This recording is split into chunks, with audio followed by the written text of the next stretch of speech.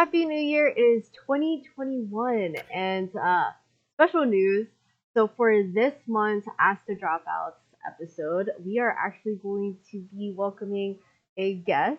His name is Sean. Sorry, that's my dog. Sean from Food for Thought. So it's Yeah. really exciting. If you guys don't know, he is a host of a podcast called Food for Thought, and they basically just talk about like movies, especially martial arts movies. But he and his co-hosts Devin and Cyrus, like they watch these movies, they give their opinions, and it is really funny and it's awesome. And you guys should definitely give it a listen. But we're going to be talking to him very shortly. But anyways, any updates on your end, Joey? No, No.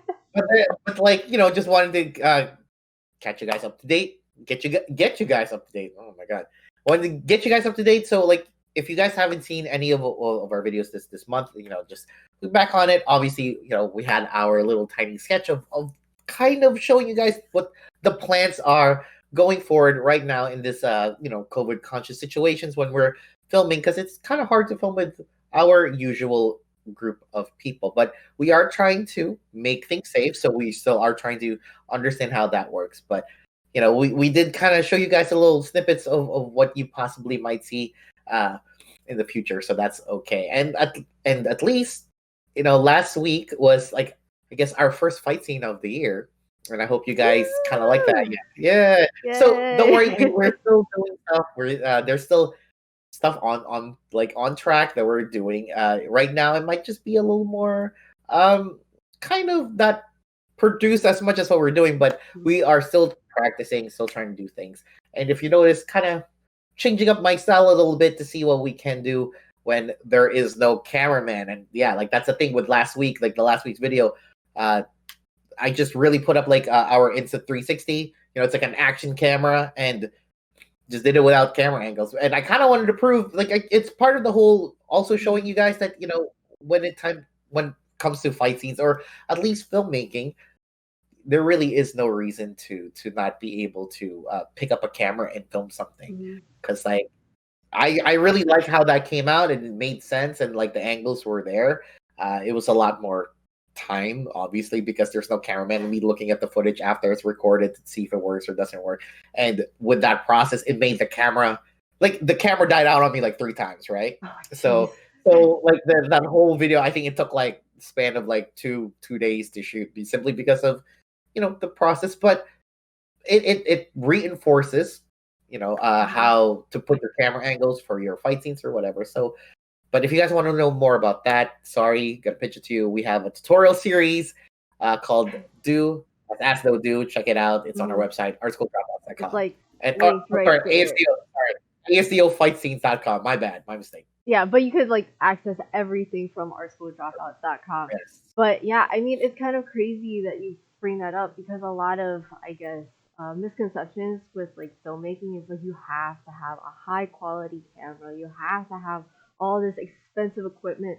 But it's like, you know what? At the end of the day, I think it's important for all filmmakers to practice with whatever they have. And if you only have a phone or just like an old camera, like it's better than nothing. And as long as you're practicing your craft, eventually you can progress and then start gaining the equipment that's necessary to give you that high quality feel. It's crazy, right? But if you And guys are interested in seeing what we do, like in terms of how we make fight scenes, definitely check it out. ASDOfightscenes.com. knowing if you guys follow me on Instagram, you've seen I've been cooking a lot more Mm-hmm. during quarantine, and some of the pictures that I have and some of the videos actually came from like Steph's phone. And like the iPhone, what is it you have? 10? 10. 10 10 max. Max or something like that? Yeah. I like completely blown away by like how great some of those photos are. And like, you translate that into like film work. I think it's definitely there. It has like the digital shallow depth of field, and I think it's really, really awesome. So yeah, so I'm just saying, film, I think this whole quarantine time really is bringing me back to, I guess, the roots of why I wanted to, be a filmmaker and just shooting. I think a lot more fun. Definitely that fight scene, the practicing it. Even though I did the process, like I did the choreography, and I planned it out, and we shot it like a production, but on a lower level, obviously, because it's just there's no cameraman. I think it worked, and I think you guys could definitely do that. I think someone also mentioned to me recently that if you remember, Blair Witch Project was filmed on. I mean, it whatever camera they filmed it on, and it grossed to $42 million, right? On the first week alone, or something. That's crazy. So that's awesome.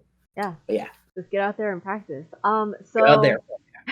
I think the only other news I have, I know I had probably announced it earlier this month, but we actually have a special Patreon merch update. So basically, everybody that has signed up to be a patron who is a current patron or is a new patron for the month of January and February, after 3 months of patronage, you guys will get this special Stuff at Work cup. It's me at work.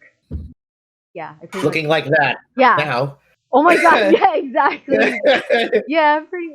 Except I don't have snacks. I have my cup with water. Right. But you guys will get this mug that's going to be shipped out to you guys. And if you guys don't know, Joey loves all forms of, I guess, liquid holding receptacles of some sort, whether it's like a mug, a bowl, thermos, bottles, random stuff. Yeah, it's a thing. So the goal is you guys will have a collection of ASDO Patreon only exclusive mugs because it's literally not going to be available anywhere else. And I don't know if I'll bring back this design after the few months. So definitely consider becoming a patron, and take advantage of, like, I guess our merch that we get to send out every so often. I think it's pretty cool. I know a couple, right? Because I know a couple of months ago, I think for Ask The Dropouts, you guys saw that I had this.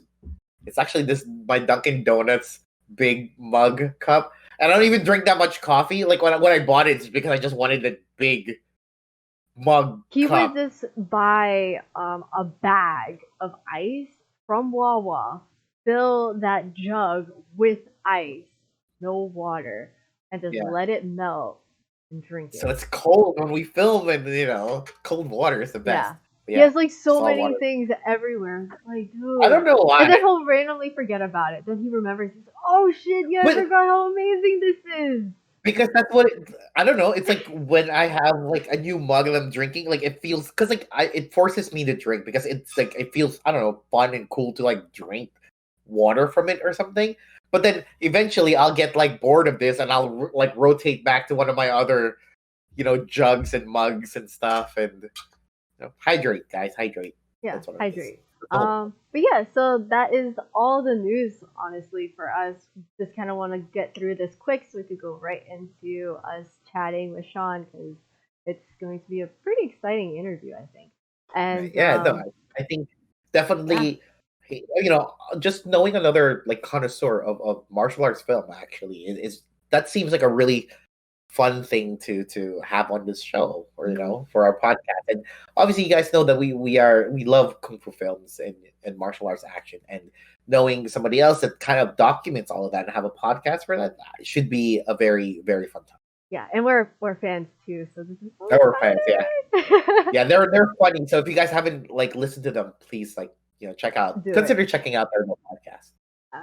All right, guys, but before we get to our guest, Shaun from Food for Thought, of course, we got to pay the bills, and we'd love to tell you about our Patreon. Our Patreon is a subscriber base to help us, to support us continuing our videos that we're making. So definitely, Steph has better information than that. Yeah, so there's a lot of perks that you guys can actually unlock by being a patron. We have exclusive behind the scenes, like clips, even updates. We also have like exclusive Discord channels for you as a patron too. And it just so happens if you become a patron during the month of January and February, this also applies to current patrons. If you're already a patron, then you will have access. Well, you will get shipped a exclusive Beth or Me at Work mug. So that's pretty cool after 3 months of patronage. So you get all these really cool perks, and then you also help us as well. Just to give you guys an idea, like a $2 donation actually helps fund and pay for a mask for one of our like cast members to use on set. Like we try to Or really be efficient with the budget as possible. and like actually, a dollar goes a long way when you're like an indie filmmaker. It helps me feed at least technically one person. That's Yeah. like if I know how to cook whatever I'm cooking. Joey has been perfecting his crafties for cheap, so Ah, that helps us out in terms of like keeping the budget as tight as possible. But if you can't help us out through Patreon, and if you don't really care for the perks, and you're US based, then check out our Fractured Atlas. We are fiscally sponsored, so that means any donations that we receive through our Fractured Atlas is tax deductible for you guys. So if you're really worried about those income taxes and all of that stuff, and oh, I don't want to deal with it, then send money our way and get a email so you can get a tax write off. It actually helps us out a lot, and if you really don't care for the perks, then it's something that you should just check out. But we do offer incentives as well if you decide to go that route. Anyway. So check us out. Help us out as much as you can. It would really be amazing and awesome. So Patreon or Fractured Atlas. Sorry, we gotta pay the bills, and it helps us create more content for you guys. but now we're gonna get right into the interview. Yeah. Okay. Hey guys. Welcome to this month's Ask The Dropouts. We have a special guest here with us, Shaun from fuforthought. Hey, Shaun. Hello, everyone. Hello. This is so crazy. I don't know.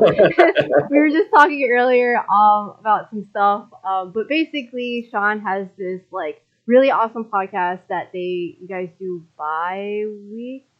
Yeah. Once every 2 weeks. Occasionally, we put out a bonus episode, but that's rare. Yeah. So you guys should check it out. How about you just kind of give them like a run through of what to expect with your. Yeah, absolutely. So my main goal with the podcast, basically, I'm a huge Kung Fu cinema fan. I have been for a long, long time. And I refuse to believe that there are people out there that don't like at least one martial arts film. You know how people, will look down because of the dubbing, because of the sound effects or whatever. I'm certain that everyone likes at least one Kung Fu film. So my aim was to get my best friend and my wife to like Kung Fu films. So every 2 weeks we discuss one movie with the aim. My aim is to get them to like it. Hasn't really worked so far, but Well, actually, that's a really cool, perspective on things because, I think a lot of people, it doesn't matter what country or what language they speak, martial arts or at least action films transcend, language barriers, right? You understand good guy versus bad guy and physical contact or whatever, right? But I guess one of the things is, what is that? Because there is a difference between modern day action films and I guess old school kung fu films. And what are your thoughts on modern day fight scenes or action? Really, I think there's two distinct kind of. It's funny you should say that. Actually, you were kind of thinking the same way that I am. I think there's two distinct little camps. I think one is modern action cinema, and I think you've got your John Wicks, you've got your Atomic Blondes, even your like Hobbs and Shaw, things like that. That right now is flourishing. There's great action. I mean, say what you want about the realism in John Wick. It's not the most realistic thing in the world, but it's entertainment. It's fun. It's great. But on the other hand, I am a martial arts cinema fan. I love action, but I love martial arts. And I don't quite think that the martial arts in modern cinema is quite where I want it. I grew up with old school, old school shapes. Right. And I grew up with modern, 80s Jackie stuff, the kickboxing style stuff. And I just don't think it's up there. There's been moments everyone knows the bathroom fight in the Mission Impossible movie. Right. I can't remember which one it was. There's moments like that. Oh. So I think we're getting to a good place. Kind of paralleled action is going to a place and martial arts is going to the same place. It's just I prefer good old kung fu films, right. At the end of the day. Because I was thinking about that too. Wouldn't anything like John Wick and if you think about it, a lot of the modern day action films, if the characters are proficient in any sort of combat, isn't that just the modern day martial art? When it comes to guns and jujitsu or MMA style? And it just has like a different feeling of the pacing, right? Is that what you mean? Yeah, absolutely. I think it just looks different on screen. Granted, anyone, for example, like if you look at the Raid films and they've got Silat in it, which looks great, it looks fantastic on screen. But I don't know.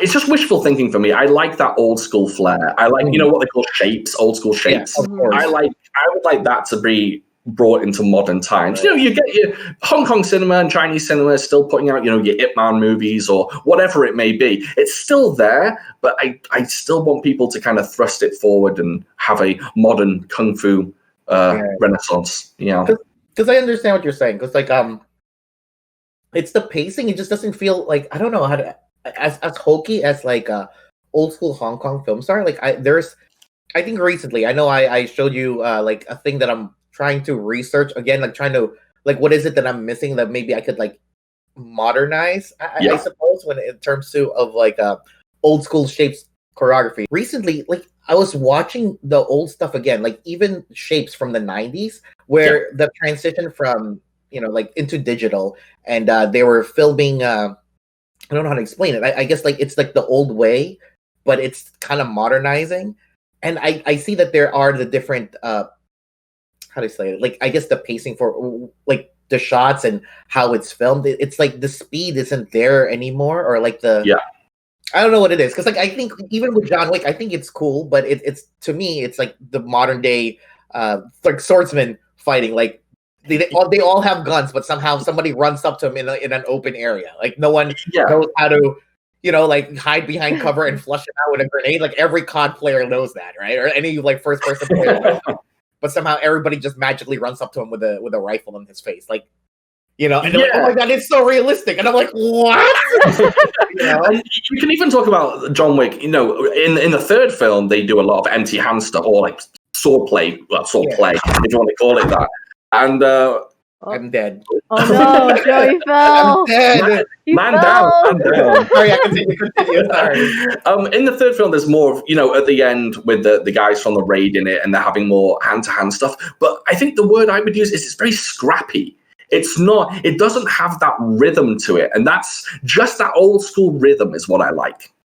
I think, okay, here we go. I think that's why I like choreographing the way that I do, because I don't ever want to see brawlers. I want to see masters that fight, right? So everybody, even the normal cannon fodder bad guys that I have, we've had in our films, I want everybody to actually seem like they're proficient. Right, yes. And I never, because like I was watching this too, oh my god. And I think that's like also the difference between modern day fight scenes and like the old school stuff, or like the way that I like it. And I'm part of I guess what we call like a Facebook group. Sorry, I can't speak today. I'm part of a Facebook group of fight choreographers. Some of them are actually professional and they're well known or whatnot. And recently we made that Lady from Nowhere like short film. And I purposefully, when we were filming it, I even said to like Steph and Ange, like, I have two particular fight scenes here that are different feel. Like the knife thing, I want that more martial artsy. Right. And the other one is like me with a gun, and it's more like modern day, and there's gonna be like slow-mos and like ups and downs and like really, whatever. So these choreographers are like I like the gun stuff, no problem. But I think that when Angela and Steph are fighting, it's too much on a beat. And I'm like, in my head, I was like, that proved the point to me. You know what I mean? Like that's the point. That is that martial art. And I understand, like, probably speeding up and changing the speed and pacing of the fight, but I still like that. Like, I want to see two masters fight where it's not, it's not like the combination or like the exchanges is like somebody blocks one hit and like and just gets rocked, then they throw another hit and it gets blocked, and they, like I was watching Fury, and as much I love, Veronica, like I think she's awesome. I think she played that really well. And I was talking to my parents about it because like they loved it, and I'm like, like the final fight scene, literally, it's like 3 blocks, and they just trade like drills on each other, like every taekwondo drill ever. And I'm like, okay. The final fight was not that great, but conceptually the whole thing and the execution was Oh It's yeah, I still love pretty it. good. It's still really enjoyable, but no, Yeah, I agree. I watched it a few weeks ago myself for the first time. I actually hadn't seen it, and I was surprised. I actually enjoyed it. I love that. I love her earlier stuff like Clash and The Rebel. Right. But That's more martial artsy. yeah, definitely. Yeah, a few too much tricking moves in there. I'm not a big fan of tricking, to be honest, but I still think her and Johnny Nguyen are great fighters. Dude, you man after my own heart, dude. I know exactly what you're saying, dude. I'm gonna just leave the room now. Right?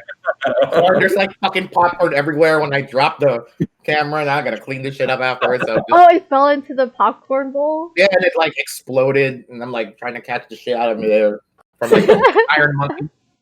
Anyway, but yeah, no, I think that's the thing too. Like, so, and if okay, so going on with that, I don't know really how I could frame this question. Because I wanted to ask something about like, so with like like Veronica, no, like Steph here, and even like the whole idea of female martial arts action leads, right, or roles specifically.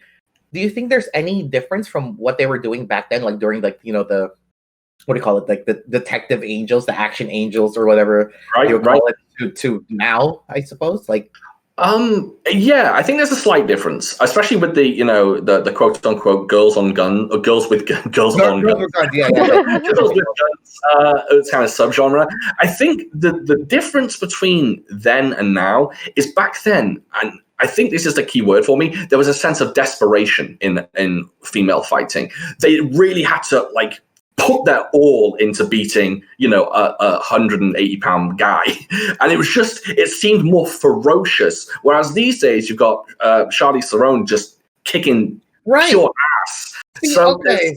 Yeah, My God. there's a difference there. I just feel like it's you felt like, not that I'm saying it's a good thing to want a woman to be beaten down, but I think back in the day they were like hammered on, and then they would fight back, and they would use everything they knew to beat the villain. These days it's a little too kind of on par. The two people fighting are, not that I'm saying there aren't strong women, there certainly are, but sometimes when it's one woman on 10 guys and she just cleans the whole, mops the floor with them. Or that's why I think I also talked to Steph about this, or like specifically when I choreograph for Steph, I mean like Steph's like 90 pounds, right? Or 100 Oh pounds. my God, give me some credit. I am like 112 now. Okay. 112 pounds, right? And I'm like, I'm like 4 times her weight class, right? So obviously when I choreograph for her, even with our stuntmen, I purposefully make her.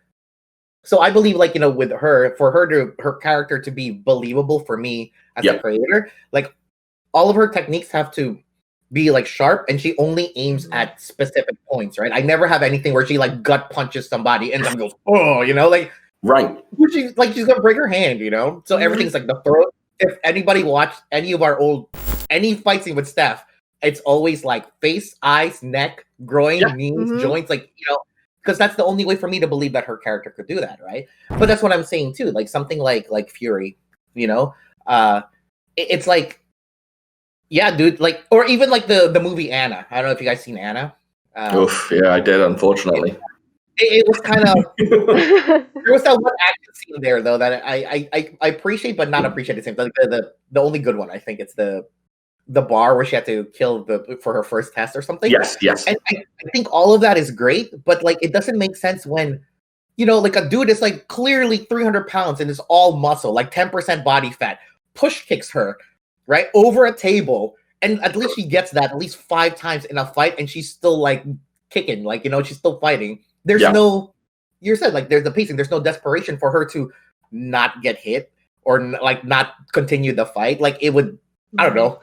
Some guy like that kicked me, I'd probably broken bones, But she's like I said, 90 pounds. Like, it just doesn't make sense. So that's why I think that you're also making a lot of points there with, with Cynthia Rothrock and Michelle Yeoh, like the girls with guns, like Hong Kong style, like they had to look like they had to put every inch of their power in those hits to make it believable, right? So I that's agree so with that. Badass. Whereas like I don't know, exactly. Watching like Atomic Blonde, like where she holds one guy and then flips the other guy, I'm like, really? Yeah. I think dudes look like really jacked, and like she's just like and like, oh, and they fall down the steps. I'm like, Yeah. what? Yeah, oh my god, is this that scene is just like in my Right. head. I'm like, huh. Unless they said like, oh, she has like Captain America serum in her body, then I would Yeah. agree with that. Then sure. That's right. I mean, It's great. I mean, it still looks good on the screen. But speaking of Anna, I think it's in the restaurant or the bar where she also does something quite good, in which she kind of takes a page from Jackie Chan's book and she uses her environment. Mhm. And I think Yes, doesn't she like start smashing plates on people's heads and things like that? I It's like the everything idea. like, Yeah, exactly. I like the idea of that, where if you can't beat them with brute force, if you've got like a champagne bottle, smash it over their head. I like the environment work that could be used for someone who's of a smaller stature. yeah, but I just don't think anymore though that people. I don't think most people really think about that. Like, not that they should. It's like you're the audience. I'm here to make you entertain you or whatnot. But for me as a creator, it's really hard for me to believe that like the character lady wouldn't go into like a big warehouse full of like guys that are 3 times her body weight and not have a weapon, like a knife. I don't even understand why she doesn't have a gun. Like I'm like we're thinking about I like know. We're just like, shouldn't we just go for a gun? Like, I mean, but then it's like, where's but the I mean, fight? like You got to balance the two. You got to balance style with logic to a degree. Yeah. It's kind of that Yes, perfect balance of things that makes it look great and the idea be great as well. right. So that's why I think it's that. And then I think recently, after showing you that test video that I was putting together, I'm like trying to really study again, like the things that I must have missed, or trying to incorporate it now to like the evolution of my filmmaking. I guess I do want to bring that my original goal was to make kung fu modernized, but not too like Ip Man was too Donnie Yen. Like I love him, but it's too Yen.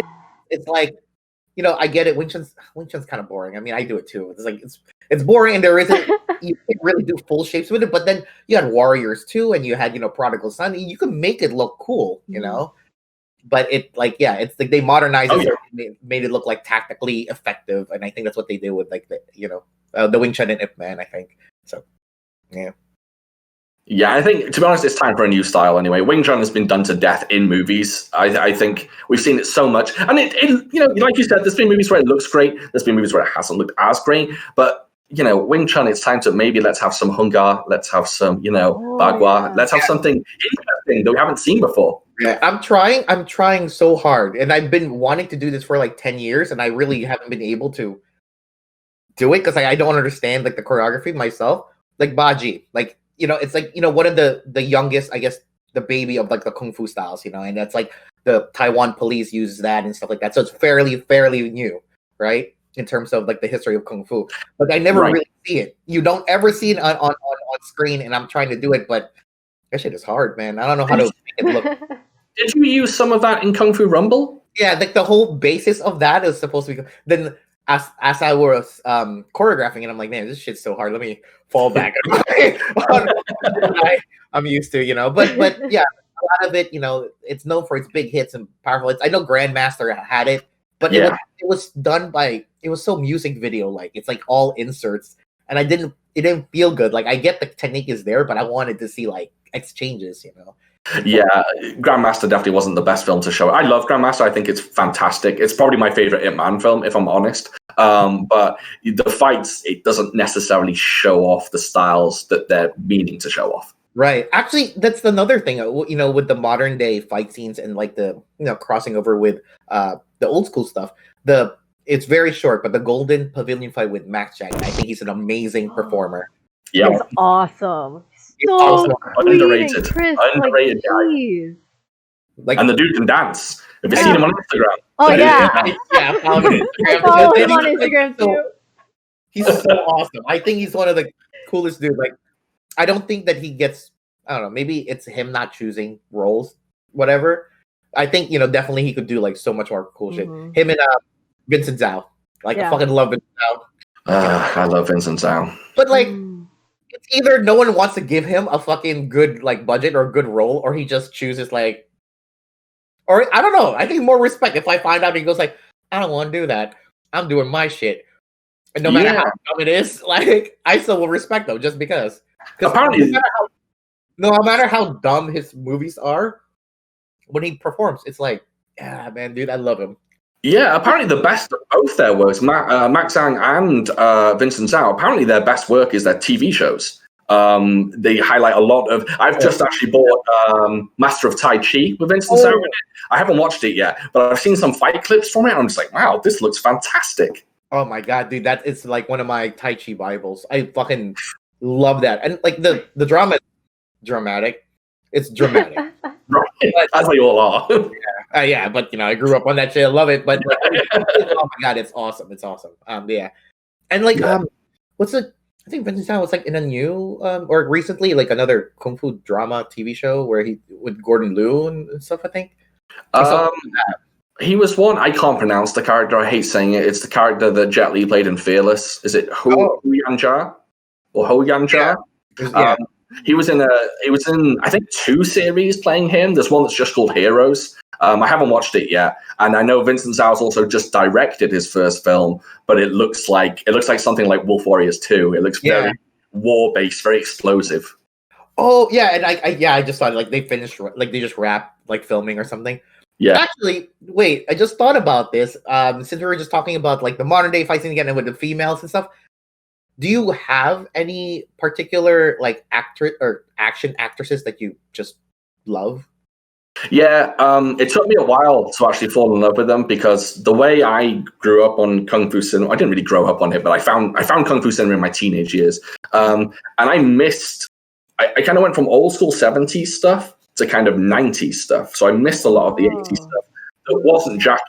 I watched your Project A's, Police Stories, blah, blah, blah. But I missed Girls with Guns and all of those obscure 90s movies. But of course, once I found Moon Lee and Yukari Oshima, it was just like, well, it's over. Yeah. These 2 girls, even like Cynthia Khan as well. She's underrated. But yeah, Moon Lee, Yukari Oshima, yeah, fantastic. Just 2 badasses. I had like a big crush on Moon Lee. Like, gold.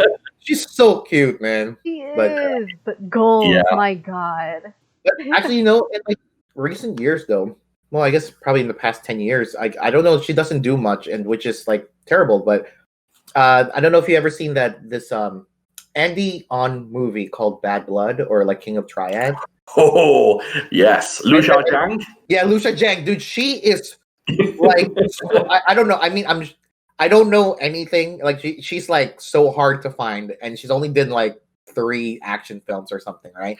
And I think she might be, very well. I don't know. I don't want to speak about it, but obviously, like she's like very tomboyish looking. I don't know if she's like lesbian or gay or whatever it is. Mm-hmm. But dang, dude, like I don't know if it's offensive, but dude, she is so hot. Simply for the like, I know what she looks like. I know she's very boyish looking, but dude, she's so hot when she moves. It's like such a badass, and that's like such an awesome turnout. When like I think that when you see female on-screen fighters really move like their male counterparts, but it's also believable. It looks like that shit would hurt, Yeah, and the good thing about her as well is she hasn't been in many. She does a lot of like smaller roles. She's actually in True Legend, the Vincent Zhao film. She plays one of the 2 like twins with wear the black outfits. Wait a minute, that's her? The long hair, spear? Yep. Hell? And she actually did a war movie recently. Have you seen Operation Red Sea? No, I never heard of that. She does no martial arts, but she absolutely steals the show. It's just her with guns and rocket launchers, and she just kills it. That film's fantastic as well. If you want a good action and you like kind of military action, it's just, I think it's like 3 hours long, but it's so good. It's really, really good. Yeah. Wow. She's badass. Like she is such a badass. Like watching things again to, I guess like research like things to choreograph or like, for Steph and something. Oh my God, that girl. Yeah. Probably one of my female crushes or whatever. I want to do Bad Blood for the podcast. I think at some point we're going to do that. Yeah. It's so good.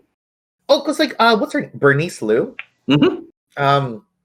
Because like, I think it's okay. I think she performed well. I don't, this is becoming a foo for podcast. Yeah, I know. I was going to say like, what's going on here?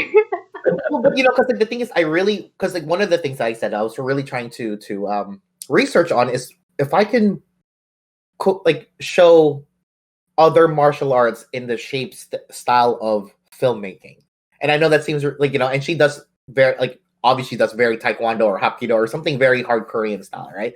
And it looks cool, but she didn't do enough for me to be like, is that it? Like, I couldn't really research enough. So Yeah, but she's got some legs on her. Her kicks are just fantastic. do you know if she did other things? Besides that? She did a vampire film, and I can't remember what the name is, but she plays a vampire, and I believe that she's just in it for a little amount of time. But there's a film where she plays the lead, and it was called Coweb, Coweb.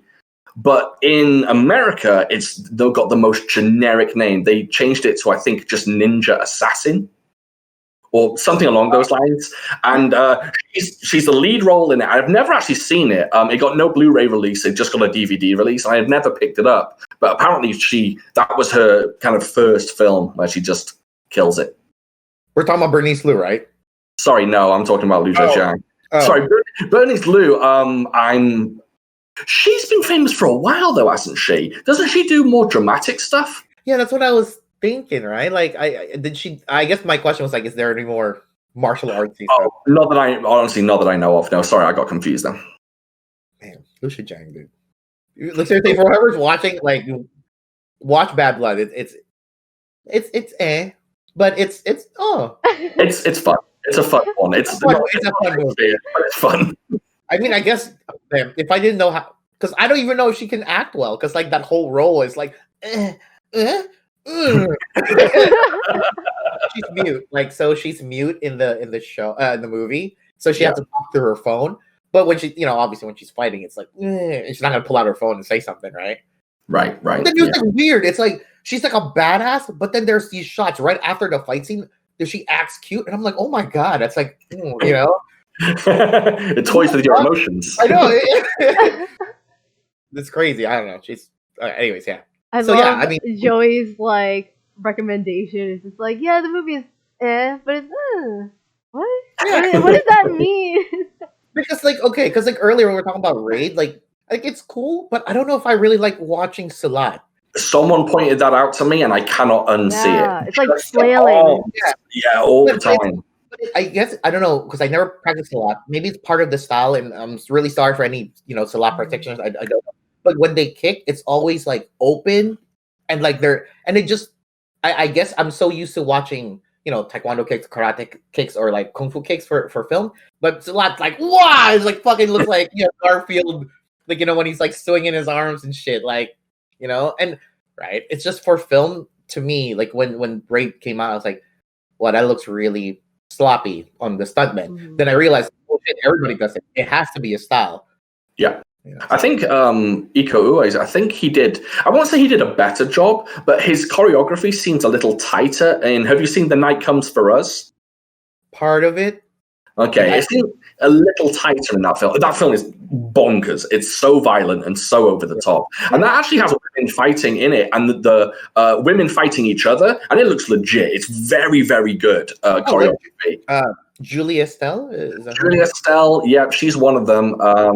I can't remember. I think one of the other girls is called Hannah something. I can't remember her second name. But the choreography is more chaotic, but it's less flourishy, less wide, big movements. It's great. It's a great film. Devin loves that one. But that's the thing, though. Like, I think even with old kung fu films, like I think flourishy isn't. It's part of the choreography, but it seems so still tight that it doesn't seem like. I don't know. You don't force feed like the viewers like, oh, here's a big move, right? So it's like not only flourishy, it's also in slow mo and like 3 cuts. Yeah. And there's something about. There's nothing worse than someone who kind of doesn't like martial arts films who notices someone doing a big move or like a big exaggerated move, and then they go, "Oh, he could have got 3 punches in while he was doing that." But in old school kung fu films, I'd never feel that way, especially with Lau Kar Lung stuff. Oh, hell no! Yeah, so tight, so just vicious, and so good. That's why I've been trying to do this thing too. Like how I've noticed how he does it. He does like so much intricate like weapon work. But it's only for the people that do that weapon work to understand like what he did. You're like, but everyone else it just looks cool, right? Yes. But I'm like, that's fucking hard. Like my fingers would break if I did that, type of shit, So like that, I guess. And I think that's the appreciation, right? But yeah. Like, Steph, do you have any questions? I'm sorry, I just took up.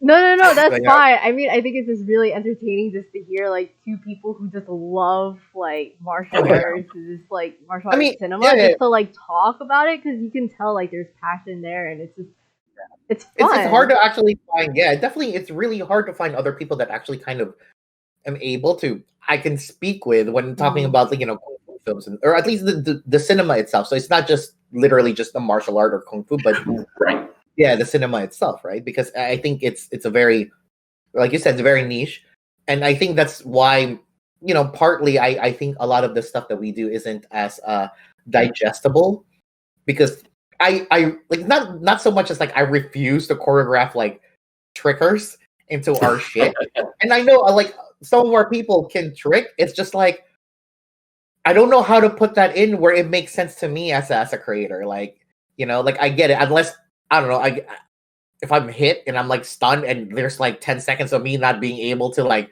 perceive my surrounding, and you start doing something, you kick me, sure.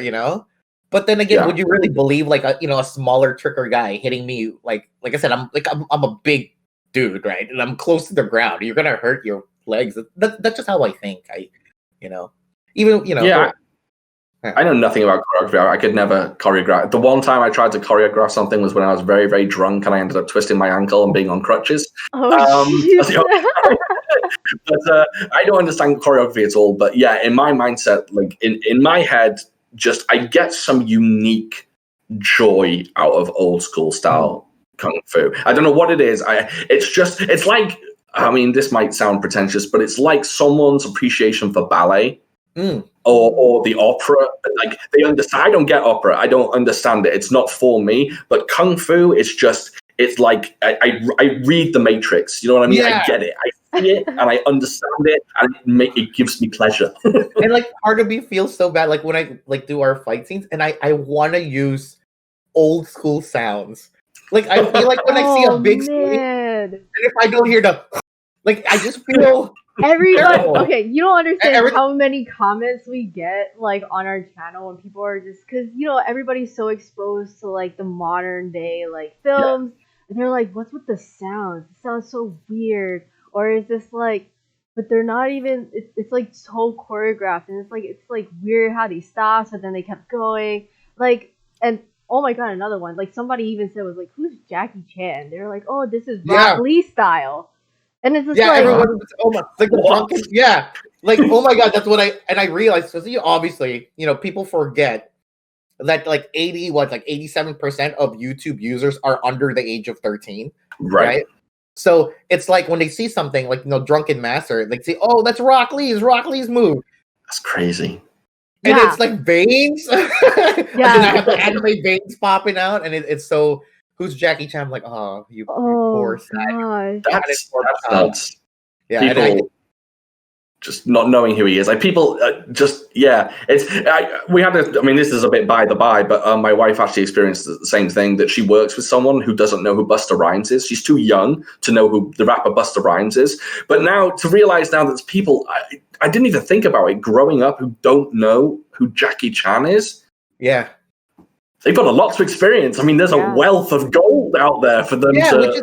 which is kind of like sad, like because now obviously like martial arts or like hand-to-hand action, there isn't a lot, right? And I understand too that I think I am in that camp now where I want the stories of our films to be of substance, and it's not just fighting, and like which I was okay with before. And I think I don't know if any of you guys watched Tenet. I watched it 2 nights ago. Right, so I haven't watched it yet. I think it's amazing. Like in a sense, like I know people are saying like, oh, it sucks because of story, but that's the point, right? Like I think that's what Steven Soderbergh was doing. It's like, how about I just give you a fucking movie where it's all fucking action and there's no story, and see if you still like it. And Yeah. I like fucking loved it, even though the main character's name literally is never said. And if you look at the credits at the end, his name is protagonist. Protagonist, yeah. Yeah, because Oh, that's the whole shit. point. I feel like that was the idea that he made. It's like, I'm gonna make a fucking movie with all action, just in case these fuckers can't act, right? Just in case, I don't know, whatever, right? Yeah. I think I fucking loved it, just fucking action all the time, right? But then yeah, like but he did it better than all of the other films that tries to make it seem like there is a story when there isn't. You know? Right. Yeah, I think it's interesting. Instagram. I went on Instagram and said, Tenet, I loved it. I absolutely loved it. It's probably one of my favorite movies of last year, but I didn't understand about 60% of it.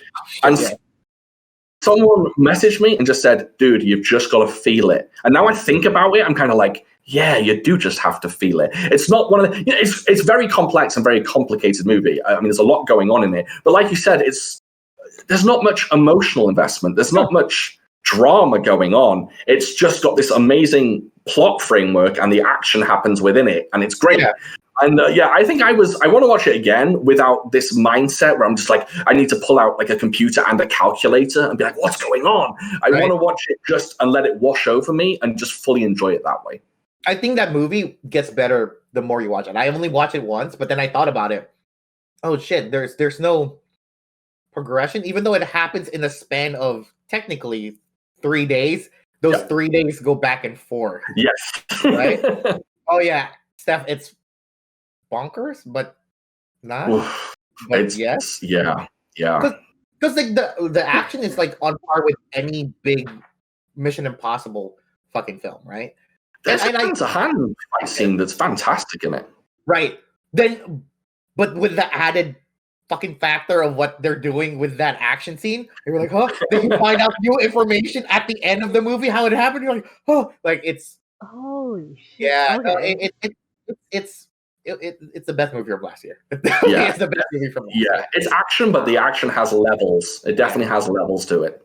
And I think that's what it is. Like I guess ultimately, like, one of the goals for Art School Dropouts, what I really would like to happen one day is that I would be able to make a studio level film, right, with all of the backing and all the whatever, right, but with our style. And I think I don't want to really completely say it's my style. I know there's other people out there. I know, like, well, they used to be called Young Masters, but now they're grown up and whatnot. And I watched them when they would put out when they were like 6 or 7 years old, making videos. It's like adorable. But now they're like one of the, I think they're awesome, like awesome filmmakers and whatnot, and action creators. And I just want to, but I want to have the feel of the old school, but keep it modern now, right? I just don't want to hold on to old thing. Like, I don't know how to explain. Like, I really love it, and I feel like I'm still chasing after like the old 80s, like Lau Kar Lung movies, but I want to give it that modern day feel, right? So that's the key. That's what personally that's what I want to see, and I think there's an audience out there that wants to see it as well. But I think it's up to like you, the filmmaker, to work it out, because I don't know how to bring it about. Exactly. Still studying, still researching. It's nice to know that there are people out there that still enjoy like the old school like martial arts films, because when we got hit with the whole hey, who's Jackie Chan, we're like, oh man, like, do we just keep doing what we're doing, or do we have to like go more modern brawlish style? Like, that's not us, but it's like apparently that's what the audience wants. I wouldn't make Steph do MMA. Like, it wouldn't make sense. Her trying to do like a single leg takedown on anybody. It just wouldn't make sense. It just doesn't have the body weight or this, her character that way. So I think that's the problem. I think a lot of the younger audience, they kind of grew up maybe when they would go online and see the final fight from like Flashpoint. Or something like that, and see the MMA style, and then of course they got the Raid, and then all the modern. I have faith in you. I'll have faith that you'll do it one day. Oh, thank you. Yeah, thank you. Sorry, like it got cut out there for a second. Yeah, so it was a little jumpy, but it's all good. Okay, wait. Mustafa, you have anything else? Hold on. Sorry. All right. I felt good talking to someone that like kind of understands it. It feels good. Like, according to our ad, I'm just stuck at home with my crusty ass mattress. That's all I talk to. Kind of stuff that. I'm with you. I talk to Devin and Cyrus, and they don't have the same appreciation I do for it. So it's always nice to speak to a fan and of the genre and kind of trade, especially when you meet kind of you're on the same wavelength and kind of understand. It's what I like. Oh, I like that thing too. Oh man, but you guys, okay, everybody that's watching, tuning in live on YouTube right now, thank you guys for all of like the questions. We're gonna save them for like towards the end. Thanks everybody that hopped in and said hello. Yeah, okay. So, oh, we got quite a bit of people this time. But yeah, if you guys don't know, whoever's tuning in right now, just check out Food for Thought on basically every podcast platform you can think of. You can like listen to him.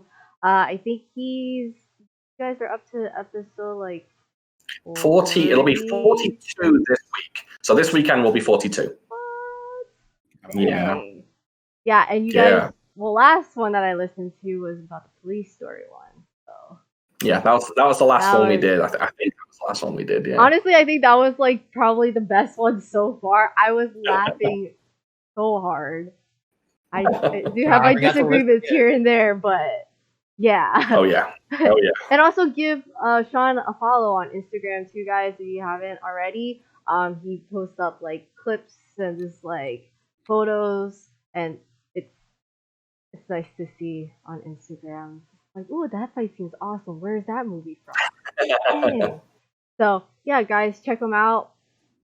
So I do have some questions. Wait. Before we get to the questions, sorry, another part. We just would love to let you guys know about our tutorial or merch. Actually, Oh, there we I thought go. we're going merch first. All right, merch first. So, guys, if you want to support our channel and want us to be able to continue what we're doing, please consider like purchasing our merch, like say like a tank top or a hoodie. On like there are links below. You can see the merch like listed, or you guys could see all of our collections because we have the classic collection, which is like this, and we have like more of what we call the senpai collection. It's a little more in depth with the designs, but you guys can see all of that through our website at artschooldropouts.com. Please check it out. It would really help us out. And another thing you guys can support us if you guys are budding filmmakers. So what is it, Steph? Oh, it is our tutorial series. If you guys don't know, we used to get a lot of questions on how we like shot our fight scenes, how long it would take, who choreographs, and all of that. So we decided why not just make a tutorial series and give you guys a step by step on how we do that. And we do this with a very, very indie budget. So no budget, or you can use as much money as you have available. But basically, we show you guys step by step, and if you get our bonus as well with the tutorial series, you guys will have a previs of all of the current or past projects that we have in terms of fight scenes, as well as future fight scenes. So. Right, so you could use it as research materials because obviously we are indie filmmakers, and we are here on YouTube, and we make like these short films and narrative driven films here on YouTube as much as we can, like usually every week, but obviously COVID kind of stopped all of that. So we do know that our process works, but we would love to show you guys if you guys are budding filmmakers, you guys can take the concepts and workflows that we have and apply it to any budget range that you might have for your film. But we do try to show you guys safe and safe ways and efficient ways on how to maximize filmmaking, and through the lens of an action filmmaker. Yeah, just to give you guys an idea, Joey choreographs all of our fight scenes, and for the most part, it's just kind of a two-man crew behind the scenes, and we're able to produce the fight scenes that we do. Right. So if we can do it, you guys can do it too, and we show you guys how. So right, because actually, the thing is from like last week. If you guys saw the video last week, that is literally no cameraman. It's just an action camera that I set up, like knowing the angles that I want after I choreographed everything. Just shot it and pieced it together, and yeah. So if we can do that with just with no cameraman, I believe that you guys can do it too. You guys, I know you can if you guys are dedicated filmmakers. Yeah. So keep practicing, guys, and we'll get right into the questions. So I do have some questions. Sure. Okay. All right. So, I saw one. All right. So let's just say you have like an unlimited budget. If you could build your own, like, I guess, dream film of like what you would want to see made, who would be like the cast members? Who would direct it? Who would choreograph it? And what kind of like story? Like, what would be like the best film ever in your mind? So I've kind of cheated with this answer because my answer already kind of exists in a way. Basically, unfortunately, before Lau Kar Lung passed away, he was planning on doing a final Shaolin film. And his last film, I think, he directed was Drunken Master 3, which unfortunately no one cares about because it's not a great film. But he was planning on doing some kind of Shaolin movie, and I think I would love to have seen a final film that Lau Kar-leung directed, choreographed, and then maybe we had some classic Shaw Brothers stars in there. So Gordon Liu's in there. And I would love to see, I don't know if everyone's familiar with the Venoms crew, the crew from the 5 Deadly Venoms. So I'd like to see them with Lau Kar-leung doing the choreography. Even though they were great choreographers themselves, I would love to see Lau Kar-leung doing a Shaolin film with kind of old school Shaw Brothers talent like Chen Quan-tai, Ti Lung, people like that. Just the old school greats. Now, granted, I'd love to see a newer film with like today's new blood, whoever they may be. But just Lau Kar-leung does it for me. Okay, what kind of story would you have it like end abruptly as like I guess most of the films end? Yeah. So yeah, that's basically every Venom's film. Basically, everyone dies and then the film just ends. I don't know. I love Shaolin. I love the setting of Shaolin. I love monks. I love anything to do with that. So I don't know what plot I would. I'm a sucker for training sequences as well. So anything that shows Shaolin monks doing training, like the classic 36. Well, there's one there. 36 Chambers of Shaolin, things like that. So I don't know what the plot would be, but as many training sequences, fight sequences, legends under Lau Kar-leung. There you go. I'm on board. Unless Jackie wants to do a Drunken Master 3, and then I'll be happy with that too. Yeah. Wait, you would still want it to be like the quick ending at the end, or do you want like an actual drawn out like explanation and like an actual ending? I'm such a sucker for the old school style stuff, so I would love to just see like the hero, he kills the bad guy, and then done. The film's just ends, and that's it. Yeah, it's just a nice nod to the old school. I think, like when if you've seen the Donnie Yen film, I think it's called Kung Fu Killer here. It was called Kung Fu Jungle, but now it's called Kung Fu Killer. Throughout that film, it's just just cameos all over the place, and it's a whole bunch of old Shaw Brothers legends, and just Kung Fu cinema legends in general. And I just love to see something like that. Someone with some film with just all the old faces in, but made a few years ago. Obviously, a few of them are a bit beyond their prime now. Right. Because I know, I guess in our film circle that we were like doing things. I think before there were like talks of like people trying to get together to make a kung fu version of like the Expendables. I don't know if that project is anywhere anymore. Yeah, so I don't know. I don't think so. I don't think so. But I think it fell through. But I mean, I was hearing some stuff, and I'm like, oh, okay, I guess that will work, right? Like, it's a lot of other things, but whatever, right? I think that'd still be kind of cool. Like, I really would love to be able to see, a martial arts like modern. I don't like a Mission Impossible that's like with martial arts, like very heavy into martial arts, or at least the characters know martial arts, so there's a reason to have that style of fight scene instead of just the bathroom fight where it's like just slamming on things. I guess that's what makes production value, though. So I don't know. Yeah, that's the money. I think they tried to do that a little bit with Triple Threat, the film Triple Threat with Iko Uwais, Tony Jaa, Adkins, but apparently they had major constraints on that production, and the final product is fine. It's just not quite as good as it could have been. I think, which is, man, I don't know. I just think, I think I haven't seen Max. Was it Max Cloud? Max whatever. I haven't seen it. I don't think I want to be honest. But every time I watch a Scott Adkins film, and I'm looking at him like, man, dude, it would be awesome, and I think it would be really fun to watch him in a like the pacifier role, like the Vin Diesel movie, like a badass in like, oh, there's kids, like it would be awesome, right? And I don't know if that's the Max movies like that, but it just looks like it just doesn't have the budget, or it's not shot well. I don't know. I don't know much about it, and I don't think it's very heavy on the martial arts. I think he only has a few fight scenes in it, but yeah, it looked fun. It just didn't necessarily look like my cup of tea, and I love Scott Adkins. Yeah, I love it too, and I obviously promote like the whole indie YouTube style filmmaking, but it just looks too like budget, like budget Netflix that they're trying to tie in YouTube into it, and it just doesn't feel.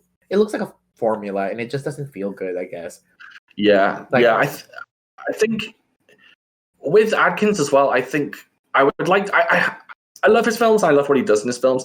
I would just love to see a fresh choreo. No, he uses or the filmmakers use Tim Mann a lot, and I love Tim Mann. I love his style. I'd like to see Adkins do something a little different, a little just not his typical stuff. But maybe one day. Like, I don't understand. I think I'm with a lot of martial arts fans, modern martial arts fans. Is I don't understand why Hollywood are not knocking at your door, Joey, are not knocking at Vlad Rimberg's door, Emmanuel Manzanares' door.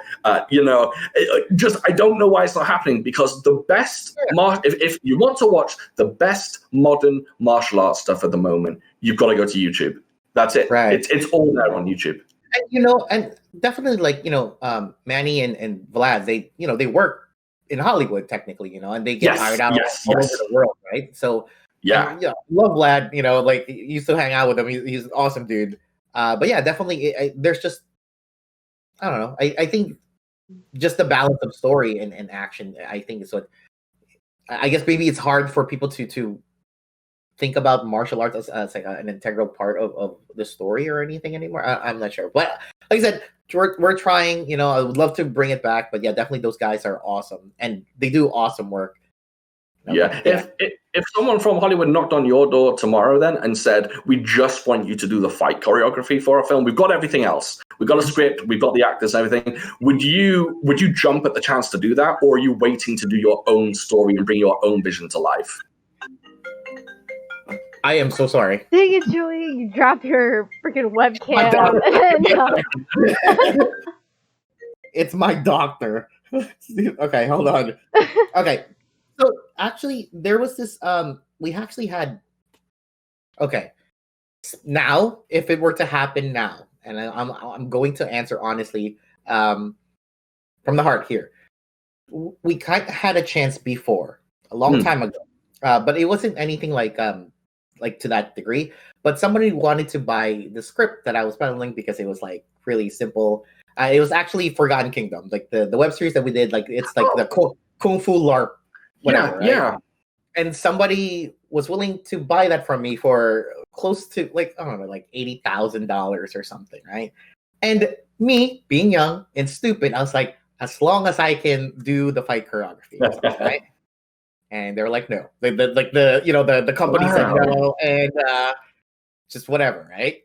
And this is like after like role model, so it's not like it's not like I made a whatever. But right. But like now thinking about it, I think for independent creators like us, sometimes we think, sometimes we think that like okay, one big break will lead us there, and I don't think I've really got that big break yet, and I think that maybe I would have sold my script or like my baby or whatever it is to that point, just so we make money, so I'm able to open more doors for me and my group, right? Right. So yeah, if somebody said, hey, we watched your YouTube videos and we think that you're really good at what you do, and here we would love to hire you for this, I would gladly do that. Hopefully, make some money, make a name, then maybe bring my team up, and that's really it. If that's all I can do, right? And I hope that me building up a name for myself will also help me build my team.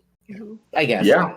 I guess it's like absolutely. the corporate way to do it, but at the same time, like I said many times before in the channel, I will go hungry for my art, and I have multiple times over, and I'm here and I'm actually enjoying my life way more now doing these YouTube things than when I was going around doing corporate work. So yeah, but I hope. But please, if anyone's listening out there somewhere in the future and is willing to give me work to make a name for Kung Fu, bring Kung Fu back, I would love to. That is one of my Or if you want to be an investor or anything like that, just let us know. We're always looking. I think that everyone who's a fan of Art School Dropouts, I mean, I can only speak for myself and the people I've spoken to.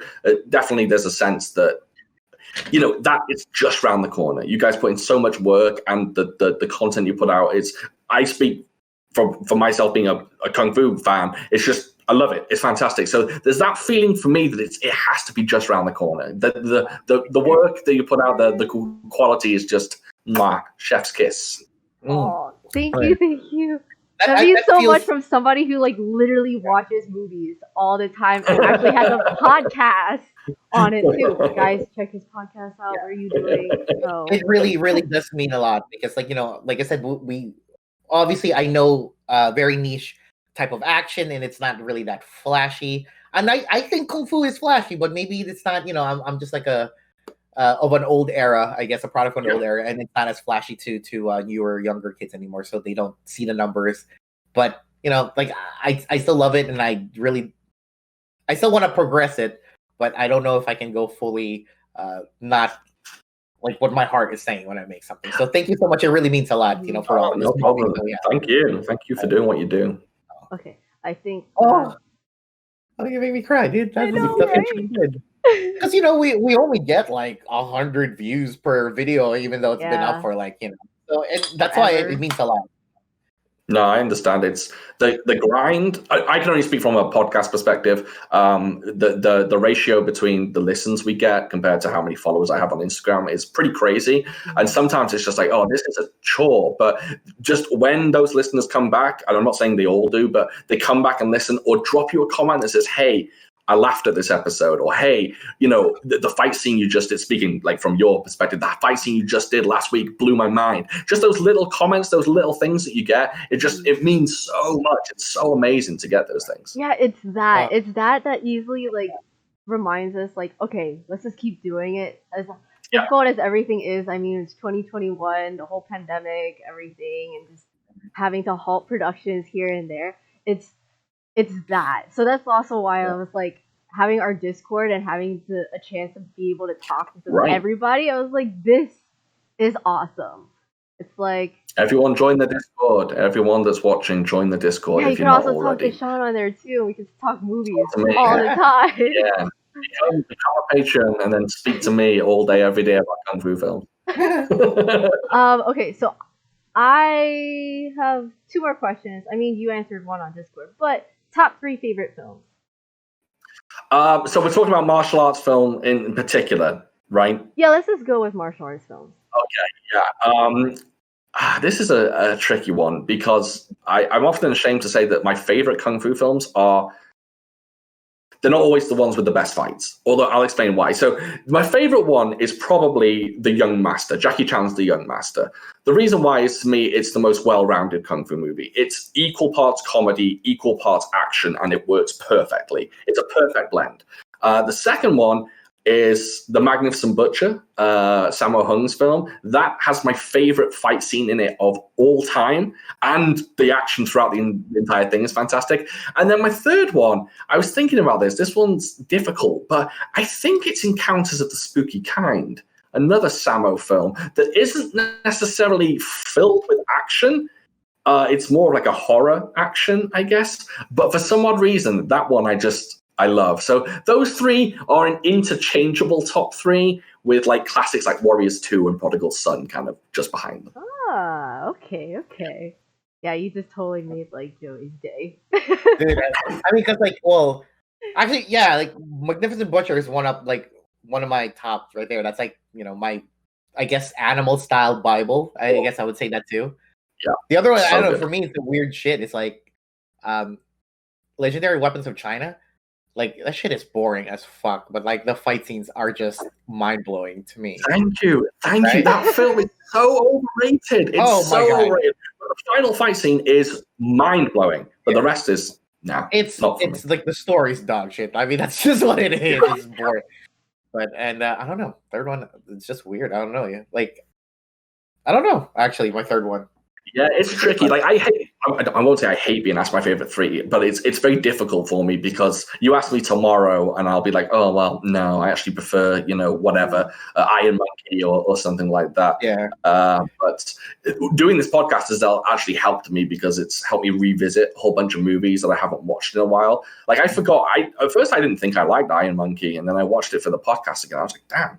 this is an awesome movie. Fucking Iron Monkey is so dope. It's so I good. feel like that's where I guess like the Once Upon a Time series. I guess Yes. it's kind of more of the bridge to like the modern. Because I guess now instead of like the straight up, kung fu, it's more wushu ish. Yeah, So yeah. I guess I don't know. I guess that's kind of like a modern ish kung fu thing, but it loses the exchanges, like the technique for technique. It's like it's like, okay, well, we'll just have Jet Li, do like a 720 and like kick some guy in the face or some shit, right? Exactly. Or like Yeah. Harlem, it's like, I'm gonna use Dragon into Mantis because he has a weird limp on his left leg. And like, okay, sure, yeah, that works, like that's like exactly. Oh, Yeah, I think oh, sorry. Oh, sorry. No, I was geez. just about to say, Wu Peng's 90s stuff. I think my only problem with it is, and I have a little gripe, is the undercranking, the speeding up. I don't always love when certain things are sped up. But yeah, go ahead. What, Steph, do you have the top 3? Ah, dang. I'm like used to just asking the questions, not used to like actually answering them in this.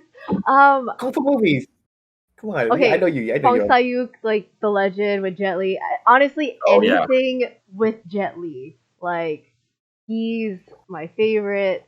Like I'm pretty sure, like I just love martial arts because of him. I mean, Jackie Chan's amazing and everything, but like Jet Li is just. Yeah, it's like I think it's like the era too. I feel like that makes sense a lot. Yeah. Devon's the same. Devon loves Jet Li. She's a huge fan, but she doesn't like Once Upon a Time in China, and I have a feeling she is not going to like Fong Sayuk. It's that film's crazy. That film is very crazy. What, the first and the second one? I like love them. Actually, for our second season of My Asian Auntie, the whole auntie and niece combo where we like do I forget how it was based off of that movie, just because I was just like, I love it, and he was like, you know what, we're just gonna do this. It's like, yes. The kung fu dab, the double dab. Yeah, that's the thing. It's like a throwback. Yeah, definitely love that. Oh my god, it's great. Love Jet Li. Anything that Corey Yun, anything he did with Jet Li in the 90s is just great. I revisited what's the film called? Is it New Legend of Shaolin, which is basically Jet Li's or Corey Yun's take on like Shogun Assassin, Lone Wolf and Cub. And I watched that a few weeks ago. That film, the bad guy in that film drives around in a mechanical rat. It's the weirdest thing, but it's fantastic. The film is so good. I don't remember that anymore. Yeah, it's weird. Because like Corey Yun, like I know he did stuff for Jason Statham, and he did. Is it just because you feel like it's just because like the Hollywood editing that they didn't make it? Because it looks like Jason Statham is very capable of doing stuff, right? You think it's just like how they just filmed, like how they just edited it? It doesn't come out like a Corey Yun thing? Yeah, I think so. I think also Corey Yun, he obviously loves wires. We know he loves wires. And I think his grounded stuff is great as well. And yeah, I think just taking his choreography or action style and putting it through maybe some Hollywood director's lens, it just doesn't always work. The Transporter has moments, I think. Did he? No, he didn't direct The Transporter. I think it has moments. But yeah, it doesn't always work. I don't think. Safe is great. Safe's a really underrated film as far as action goes. It's an underrated one. Like for a while, man, I wish they kept on filming here, but Philadelphia, Pennsylvania doesn't want to give those tax breaks to filmmakers. So. Oh yeah. I mean, New Jersey lost it for a while, but then we got it back. But who knows what's going on? No one wants to film here. Yeah, what is here? What's the last big movie they filmed here? Let's see. Jersey Girl. And that didn't do. That's probably the reason why we lost it. Yeah, that was not a part. Yeah. Oh man, but yeah, anything Jet Li. He did one film. I know I have recommended this in the Discord, but he did a solely just acting role for this one film. It's called Ocean's Heaven, and it's so good. It made me cry. And he doesn't do any martial arts in it. None whatsoever. Yeah. It is. I haven't seen it. I cry every time. It hurts. And to see He's a good Jet Li dramatic sad. actor. What? He's good. He's a good dramatic actor. I think he's pretty good when he just does, or not necessarily just does drama, but when he's doing drama moments in his martial arts films, I think he does pretty well. Yeah, he's awesome. Okay, so the last question I have before we go into questions that everybody else kind of put into the chat is, what is the craziest fact that you have found through researching films for the podcast? The one that springs to mind is, funny enough, last episode, the fact that I found out about Police Story, in that they had to cut the budget, or they had to keep themselves within budget so much that the cars in the movie are Jackie Chan's. The suitcase of cash that gets opened is $100,000 of Jackie's money, and the apartment I think that Bridget Lynn lives in is Jackie's real apartment. So he put a lot into that film. Not only his own money, but like he put cars, apartments, yeah, everything. I just thought it was very interesting that he had to, and that film was done on like a $2 million budget, and it's, considering what they did in that film, that's crazy. Wait, which one? Police Story. Just the first one? The first one. Yeah. Oh, but then again, oh man, 2 million. Yeah, because some of these facts that you find, I just like end up just like my jaw just drops. I'm like, what? Really? But then the thing is like, there's this YouTuber. I guess he's like a kind of a recent YouTuber, but his name is Marcus Rothen. I don't know, whatever. But he made this film long time ago. It's called Till the End of Time. It's like this fantasy.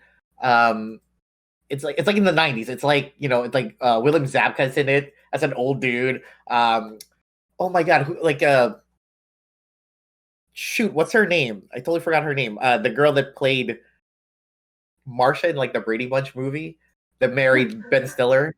Do you know what I'm talking about? I know. I got her in my head, but I can't put a name to her. Yeah, it's like this movie, and it's like this dude just made out of $2 million because he was like, I don't know, like some prodigy like filmmaker or something, and it was like really awesome for $2 million. And you see the movie, it's like holy crap, it's nuts. And I think when people put like their skill set in their movies, I agree. Yeah, I think giving the right person $2 million, they can make an absolute masterpiece. And I think Jackie did that with Police Story. Oh, yeah. I mean, he did the stunts in that film. Like, how many people got injured in that film? I can only imagine. It looks brutal. And for $2 million, what he did, especially the car through the kind of shanty town, he built that town himself, with the money. I just think it's such a... Like I said in the actual podcast, Jackie Chan is such an underrated director. Not an action director, but an actual director. He's incredible. Right. Oh man, he knows I didn't even know that shit. Yeah. I guess too, like a lot of connections. He just build up that network along the way, And it's like the idea too. Like people don't realize a lot of people have to make a dollar stretch out when it comes to filmmaking. Mm-hmm. Like so much, and it's like then you have some people like on YouTube, it's like, oh, this is wrong casting. It's like, well, this is all we could afford. And I think Jackie said it himself as well. I watched an interview with him before we did the Police Story episode, and he said, a lot of productions, they hire the actors, and then they hire the stuntmen, and then maybe the stuntmen don't work well with the actors, or the action choreography doesn't go right with the action director or whatever it may be. And Jackie just said, I'm the action director, I'm the director, I'm the stunt person, he's the everything. And he has his own stunt team. So he knows how to get things done quick and efficiently because they all know what Jackie wants. Mm-hmm. And I think that's, he has that lucky thing about him. Not everyone has that, obviously. Yeah. I guess that's kind of how we work too. It's kind of, I mean, we wear multiple hats and it's like, oh, well, we could hire a makeup artist for this, or we can just kind of figure out how to make blood ourselves and just slap it on. a lot of studying, lots of research. Because, even now I'm thinking about it, how the fact that we made Auntie for like close to like $4,000-ish or however many. Yeah. Whatever. You know the price. I step back from stuff that's the business stuff. I just like kind of make it work. Auntie was our first like feature that we've done, and it's God, just thinking back, like I remember like, cause one, we didn't really like the budget. We didn't like ask the fans for the budget. We didn't pull it from anywhere. It was just like Joey Right. and I. We just like self-funded it because we wanted it as like a thank you to everybody. But man, just like the production process of that, because it was just like Joey, myself, and Ange, and we had to do everything with like a total cast and crew, well, more so cast of 30 people. Like there was like 1 week where I was like pulling all nighters, just doing the shot list, and randomly I just like, I don't think I've ever told this to anybody. Well, Joey knows, but like I got up from doing the shot list for the 15-day shoot, went to the bathroom, puked, came back, sat down, and then just kept working, and then finished in like 3 hours. And I was like, okay, I can sleep now. Right. Dedication. That's filmmaking is. Yeah. Oh my god! That's why we were like a few times in the past couple of years we were asked to talk to like kids or some shit like that, like, oh, you filmmaking future. Yeah. Like, I don't know, like I was like this one girl was like talking to me. She's like 13, 14, 15, whatever, right? And I'm like, I have no idea what to say to you, dude. Like really be like, I can tell you the truth, don't do it. Like, unless you really want to go hungry, but it makes you feel good, yeah, do it, But besides that, what am I supposed to talk to you about, money or like your heart? Like, I don't think kids understand that until you get to a certain point in life, Yeah, exactly. It's quite the grind.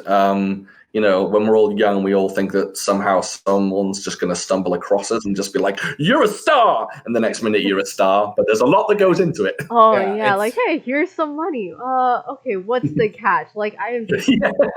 So yeah, I don't know. I think success should be a slow build rather than like, a straight rocket.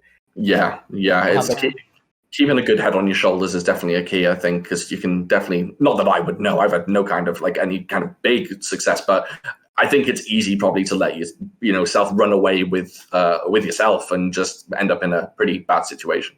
There was like a moment where it's like, should we do TikTok? And I was like, I don't think that's the audience we want. I was like, I don't. Our videos could go like be really amazing for the platform, but it's like, I made a test. I made a TikTok account before, but it's not like I made it secret or whatever, and I would just post random shit on it, and I would get like, like, I think I quit like within 2 days I got like 40K like followers. I'm like, this is stupid, and all I said was like this, I was just like, oh, don't you hate it when your lips get chapped? Because it's cold.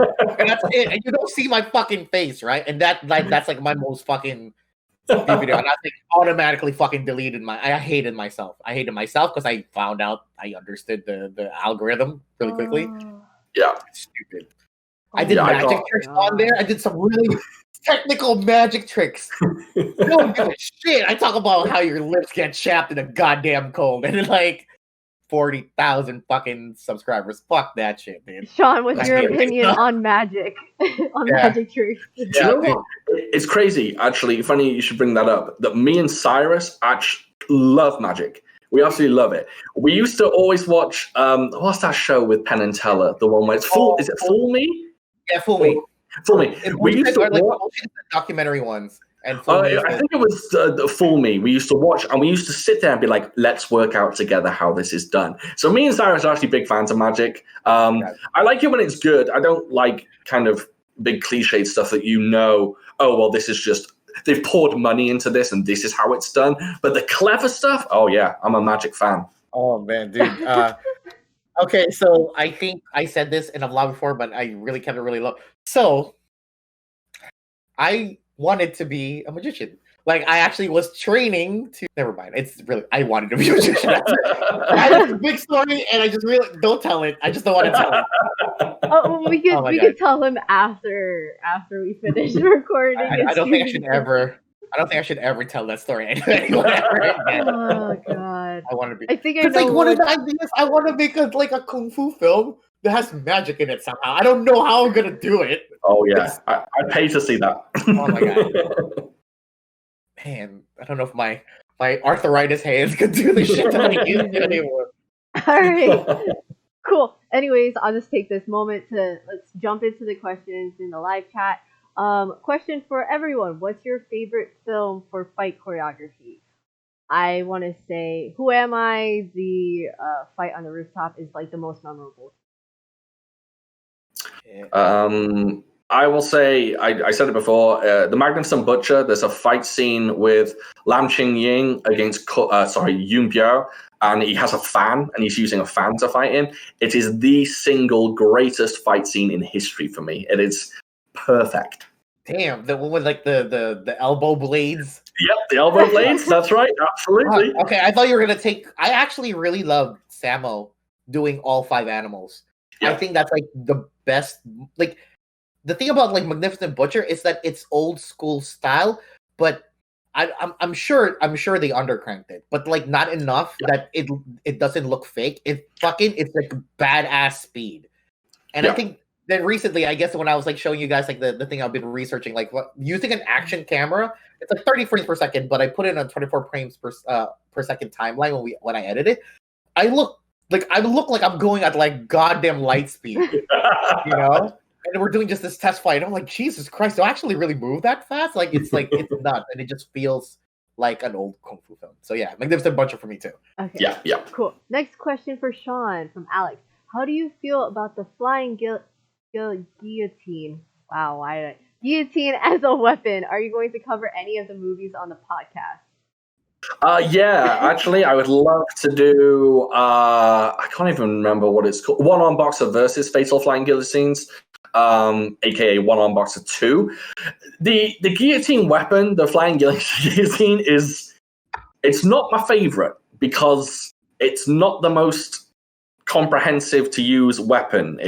You have to land it on someone's head and to tear their head off. Yeah, and it's beyond that.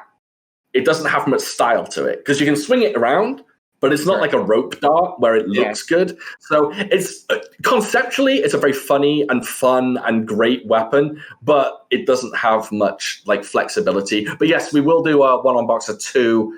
Actually, I might put that on the list soon because I've got like the next 5 films in a row worked out, and I might put that one on the end. Okay, cool. Let's see. Are there any other questions? I have to like skim through these. Oh, damn! I guess that is a pretty fucking. I noticed that you put on your Instagram, you had a poll with like Steven Seagal and Van Damme. Yeah. Okay. What was that for? I don't So basically, I was taking 2, I guess, let's say early 90s legends. And I was basically saying that both of them have had their classic movies. Both of them have had their awful movies. Which one had the best filmography? And Jean-Claude Van Damme won by a landslide. Yeah, but I think that's, absolutely right. I mean, Steven Seagal's had maybe 3 truly good movies. And it's the one when he like first started, like Under Siege would probably be good. That's it. Cook. That one, right? That's it. That's all I can think. I think it's Under Siege, Marked for Death, and maybe Hard to Kill. Like his early ones are kind of fun. We did one for the podcast, and it was a lot of fun, but it was fun in a let's laugh at this movie kind of way, more than a let's appreciate it kind of way. Because I know one of the things that I used to do with friends, I think like in high school, we would like go to, like Blockbuster or whatever, and there's still like rental places, and we would rent whatever Steven Seagal put out or whatever, and we just laugh at it because we're all like, just that's it. Because like, oh my god, I don't know how to explain. I don't even know where does he still get his money. I'm sure I guess they're like he made some right decisions. Wait, is he still making movies? Right, he's still making movies. Oh yeah, and they're all terrible. Like I feel like part of me, terrible. You know what I mean? Yeah, absolutely. I'll go on record. His most recent film, where he basically plays Ip Man, and it's called is it Exiled or it's called something. It's not that bad, only because 99% of the fights are Seagal stunt double doing everything. Like he barely gets to do anything, but it's got Fan Su Wong in it from the Ip Man movies as well. It's got a crazy cast, but it's not terrible. It's bad, but it's not terrible. But like, it's just I don't understand. Like I oh my god, how is he still making movies? Like Oh He makes Yeah. some my good decisions from god. something like of like with his money. It has to be. Yeah, That I'm has not to a be it. fan. He's like just the whole Oh yeah, Oh yeah. like he's if he's somebody an were to interesting just guy. like edit like a whole compilation of that, it would just be like 30 There's minutes so many alone, YouTube and videos. each film is just Because like the last film, I think I saw a clip of it where he kicked some dude out the window, and like in the movie, how it was edited like the dude got like fell out the window like at least 17 times for that one cut. Because I guess they were trying to, I don't know, like pad the timing of dude, it's not, I don't know how, and I don't know who still enjoys it. I seriously don't know how that sells. No, I think I just happened to watch his recent one and kind of got enjoyment from it, but he puts out like 2 movies a year and they go straight to streaming or straight to DVD, and yeah, I don't watch them at all. And plus, he's meant to be a piece of shit as well, so there's that. Yeah. But here's the Yeah. thing too. Oh, I don't know. I like, what do you call this? I think though there has to be some way. I know I've heard before like people that would make films just specifically for streaming just to pad their library, and Right. that's how they make money. It doesn't really matter if it's a good film or not. And I always thought about that. I wonder if we can get into that. That's what Bruce Willis is doing now. Bruce Willis Right? is just doing streaming movies. But I love Bruce Willis. I don't care what anyone says. I don't Of care. course. I fucking love him. He's a Dude. legend. He could make the shittiest movies now, and I don't give a fuck. I don't care what anybody says. Oh my god, yeah, Bruce Willis is shit. We should like talk about like one day, like just have you back on here, or we talk about American action films. It doesn't have to be martial arts. I think Oh yeah, that's a whole Oh, different yeah. thing. Yeah, absolutely. yeah. We I'll love just put to it have you here back. now. Live Free and Die Hard. I don't care what anyone says. That shit was fucking bomb. It is so good. Oh, that one's good, right? That's got the Cyril Raffaelli in it, the parkour guy. Is that Live Free Die Hard? No, the Hack the World, the fire Yeah, sale. that's the same one. That's the one. Yeah. Okay, oh yeah, right. He was the one. Okay, right in the freezer, like boiler. He somehow he manages to crash a car into a helicopter, and the helicopter's flying. Yes. Wait, how Yes. many Oh. Die Hard films are there? 5 in total now. Oh yeah, 5. Yeah, just 5. Yeah. Okay. The last one was Today's a Good Day to Die Hard, Yeah. which is terrible. Yeah, Die Hard 4, man. I don't understand. Just That's keep great. it. I don't know why people don't like that. There's a lot of people I know that's like, oh, that's not good. I'm like, dude, it's fun. That's what fucking John McClane is in modern day. I don't know. He's like, I don't know, man. It's like it's a mix of like Max Payne. I don't know. I don't know how to explain it. Like He's great. I hope he Yeah. has one more left in him. I hope he does one that's called like Die Hardest, and it's just Yeah. the final one, just the final film, just to put a cap on it all. Yeah, right. Or like die, then like in brackets like hard or some shit. Like it's a retire. Dude, Bruce Willis. Sorry, Bruce Willis is the bomb. I don't care. He's so awesome. I'm a fan. Oh my god. I mean, I think it's silly. Like fucking hack the world. They're like, yes, let's hack the world. I'll do it. Oh, and the fact alone, they also kind of like they filmed it here.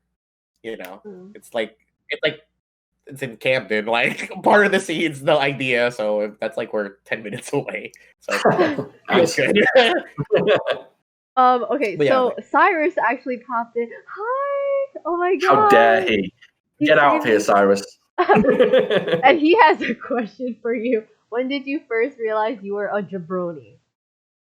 Oh, yeah. That's when I first met Cyrus, is when I first got called a jabroni. So I think it will be definitely when I first met him. I don't even actually, funny enough, I found out what jabroni meant the other day. But yeah, knowing Cyrus, that's one of his keywords he likes to throw my way. Is it anything You guys met outside the rocks? you guys met through D&D or became friends through D&D? Yeah. Actually, we met a good few years ago for the first time. I don't know how long we've been friends. Too long, basically too long. But yes, we grew very, very grew close through D&D. We played that for a number of years with a small group of friends. And yeah, I miss D&D. I miss it. Our friends moved away, unfortunately, so we don't play anymore. I guess we should do like the online stuff. I guess. I keep my DM and D20 right here. It's a Dude, huge spot. Like he would. everything breaks. He used to play it. Okay, we used to have everybody come over my apartment, and I had like this nice desk that like expands. And then after I was like, all right, Joey, no, you need to use like the cheap like foldable table because Right. you're making dents in my table, man. With like every time you rolls it. Like it's like as big as my like like inside my palm, and it feels great. Like everyone Yeah. can see. He's like the Whatever I'm power, rolling. boom. And I'm like, Yeah. what the heck, man? Like my table. DM has to show off his power. Yeah, dude. Damn, dude. God. Sean, you'd be perfect for this group. Like if we're all together. I know. I mean, you're based in Maryland. Yep, I'm in Maryland. Yep. Yeah. So, okay, one last question before I kind of wrap up the podcast. Would you and Devin and Cyrus ever consider being a part of one of our future videos when the pandemic is over? 100%. I mean, I can't speak for Cyrus. Fuck it, I can speak for Cyrus and Devin. Yes, 100%. We would absolutely love to. Absolutely. Oh, Because that'd be sick. Yeah. Because I'm saying this right now, we have scripts for feature films that obviously, a bunch of ideas, and I think having, I guess our extended, circle be part of it would be really awesome to give for posterity, whatever happens there, right? That would be an honor and a pleasure. Like 100%, 110%. I'd be on board. Yes. Joey, we could get their autographs then. And then sell it online. Cyrus can barely write. And I don't know if he's Cyrus still in says, there. we're not friends, and he said 1,000%. So There you go. There you go. That's awesome. all right. Anyways, wow, we've been going for like an hour and a half or so, but this was so much fun. This is awesome. It's nice that Absolutely. to start off the year to have you on here for this starting off the year's Ask The Dropouts with you. So for everybody that's tuning in or just tuned in, check out Sean's podcast, Food for Thought. Definitely check them out. They're available on all podcast streaming platforms. They have a Tumblr. They have an Instagram. Just give them a listen. It is so good. You guys are gonna laugh your asses off. Amazing. Thank you. But yeah, and hopefully we can have you back again, and we can just keep talking about movies and. Oh, I'd love to. I would love to. I really, really enjoyed it. Thank you so much for having me on. This has been an absolute riot. I loved it. Oh, Thank you that's so much. awesome. Thank you so much. And for everybody, thanks for tuning in. Until next time, see you guys later. Bye. You guys will see Bye. this next week. Thank you for watching this week's video. Please consider subscribing to the channel. If you liked what you saw, you could also support us more by becoming a patron. You can also check out our merch. All of the links are down below, where you can find all of our merch through our website, artschool.dropouts.com. I personally love the hoodies. Keeps me warm, cozy, when I'm watching everything on the channel. Anyways, hope to see you guys again next week.